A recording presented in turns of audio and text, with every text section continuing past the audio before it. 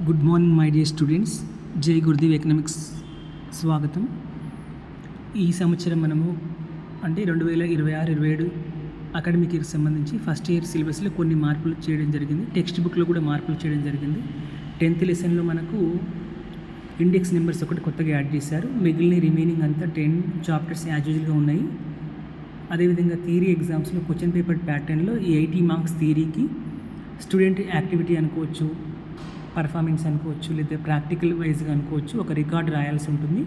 రెగ్యులర్గా జరిగే సిలబస్లో భాగంగా కొన్ని యాక్టివిటీస్ చేయాల్సి ఉంటుంది. టాపిక్ సంబంధించి దానికి 20 మార్క్స్ ఇచ్చారు. 20 మార్క్స్ మనము ఎగ్జామ్స్ ముందే పొందుతాము. ఎగ్జామ్స్లో థియరీ ఎగ్జామ్స్లో 80 మార్క్స్ ఉంటాయి. కలర్ఫుల్గా చదవడానికి అనుకూలంగా చాలా అద్భుతంగా బుక్ ప్రిపేర్ చేశారు. ఇంకో ఇలా కనిపిస్తుంది కదా, ఆరెంజ్ కలర్లో ఉన్నది ముందు టాపిక్ సంబంధించినటువంటి టాపిక్కి మల్టిపుల్ చాయిస్ క్వశ్చన్స్ రూపంలో ఇచ్చారు. మనం దాన్ని ఐడెంటిఫై చేసి మార్క్ చేయాల్సి ఉంటుంది. అదేవిధంగా ప్రతి లెసన్స్కు యాక్టివిటీ ఇచ్చారు.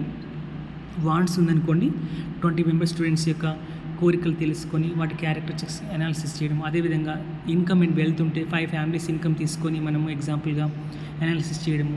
అదేవిధంగా సెకండ్ లెసన్ విషయానికి వస్తే యూటిలిటీ, టోటల్ యూటిలిటీ, మార్జినల్ యూటిలిటీకి సంబంధించి పిజ్జా తిన్నప్పుడు ఎలా ఉంది మన ఫీలింగ్, ఇంక్రీజ్ అవుతుందా డిక్రీజ్ అవుతుందా యూటిలిటీ అనేది.